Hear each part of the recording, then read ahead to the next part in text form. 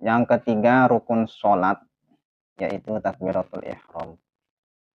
Takbiratul ihram itu harus dengan syaratnya ya.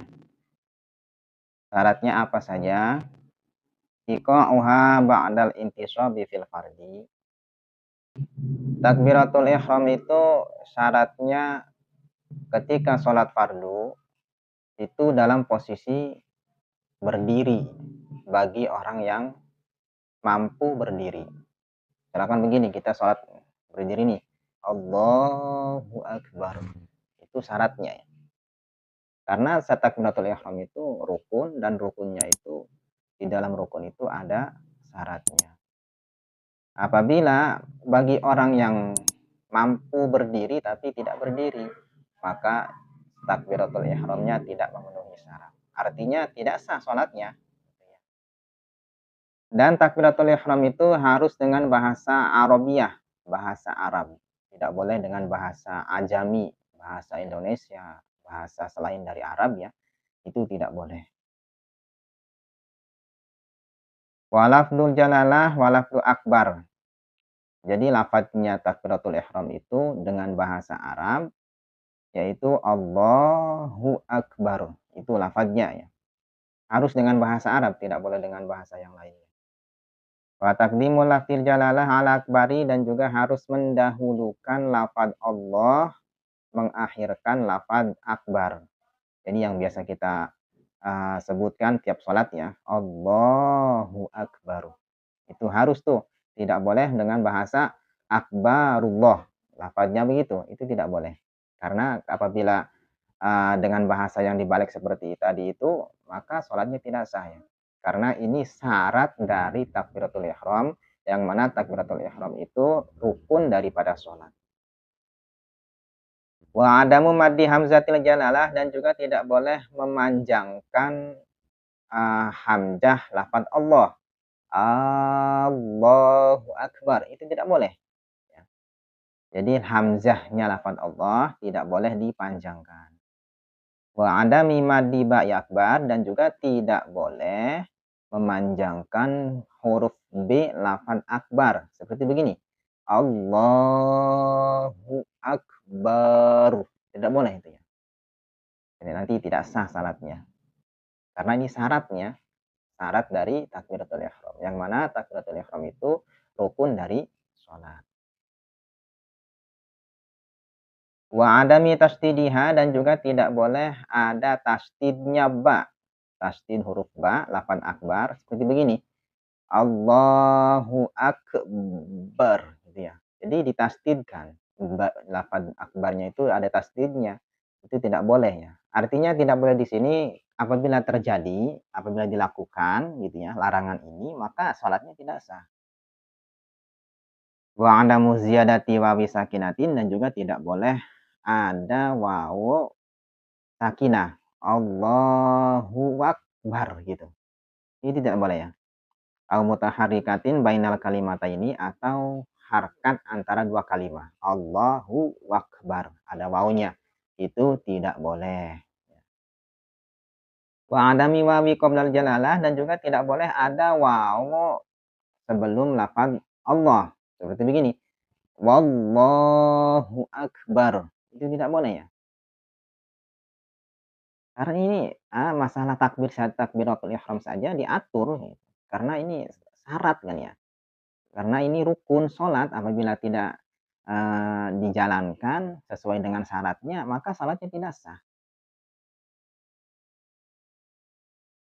Wa adami waqfati tawilatin baina kalimataihi, dan juga tidak ada waqaf di antara dua kalimat. Allah Akbar. Jadi waqafnya itu panjang. Itu tidak boleh juga ya. Kama qayyadahu Zarkasi fi syarhil tanbih, sebagaimana yang dijelaskan oleh Imam Zarkasi di syarah tanbih. Wa muqtadahu annal yasirata la tadurru. Menurut terapan, menurut hukum yang dijelaskan oleh Imam Zarkasi, apabila wakofnya itu sedikit ya, artinya tidak panjang, ya menurut kita lah, menurut adat gitu kan ya. Jadi wakofnya itu tidak panjang, maka la tadurru, tidak bahaya. Artinya tidak merusak kepada keabsahan takbiratul ihramnya. Apabila takbiratul ihramnya sesuai dengan syarat dan ketentuannya, maka rukunnya, maka rukun sholatnya itu sudah terpenuhi. Jadi sah kita sholatnya.